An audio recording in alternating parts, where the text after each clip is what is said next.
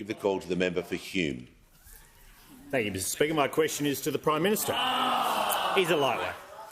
On the 30th of March 2021, the Prime Minister said we won't have any changes to the franking credits regime. Why has the Prime Minister misled the Australian people?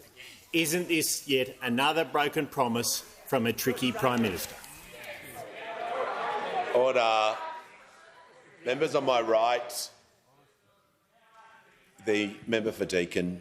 I give the call to the Prime Minister. Proposed by the former government, but then again, the Shadow Treasurer. I mean, the Treasurer has been waiting patiently there since last November to get a single question. Last November. It's now March.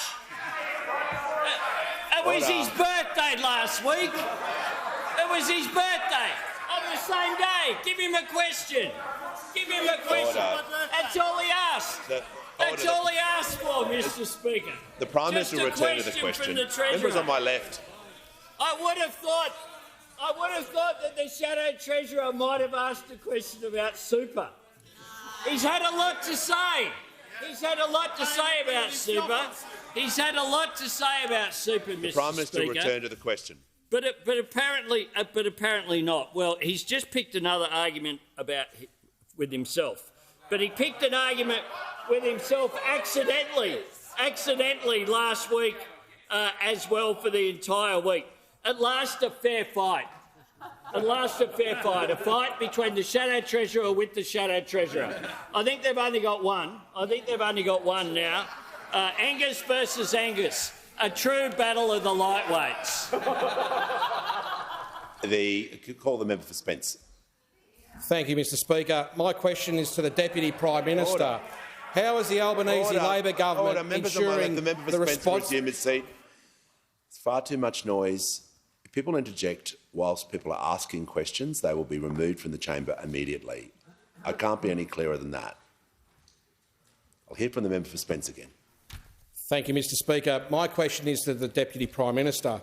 How is the Albanese Labor government ensuring the responsible delivery of AUKUS, and are there threats to this responsible approach? I give the call to the Minister for Defence and Deputy Prime Minister. Well, can I thank the member for his question? Bipartisanship in national security is critical, and that's not a leave pass for governments. Criticism from opposition matters. Indeed, there was profoundly important criticism from the Curtin opposition to the Menzies government in the first years of the Second World War. But even then it was understood that on critical issues bipartisanship mattered. Now, when the Morrison government made its AUKUS announcement last year that Australia would acquire nuclear-powered submarines, the Albanese Labor opposition provided unconditional, unqualified support immediately, and that continued right through until the election.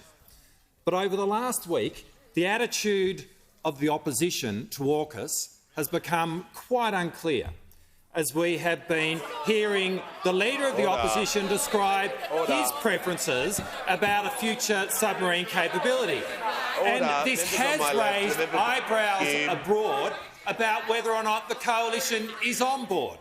Now, the last time the Leader of the Opposition received a confidential briefing about AUKUS was in the very early days of a process which has gone a long way since then. Stop yelling. The Leader of the Opposition's information is very out of date, and he knows it. This government inherited an AUKUS announcement without much delivery.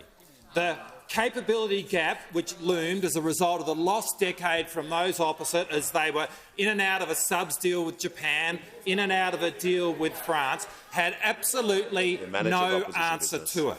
And there was the real prospect of there being a contest between two of our closest friends and allies as to who would provide us with the submarine.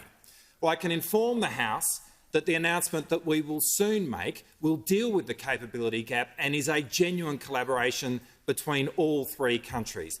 The difference between the Coalition's announcement on AUKUS and every other announcement that they made on defence in the last 10 years is that this time Labor is going to do the delivery, and so it's actually going to happen. Over the last week, we've watched the Leader of the Opposition lay down markers, hedge his bets, try to have it both ways. Well, the question for the opposition is very simple.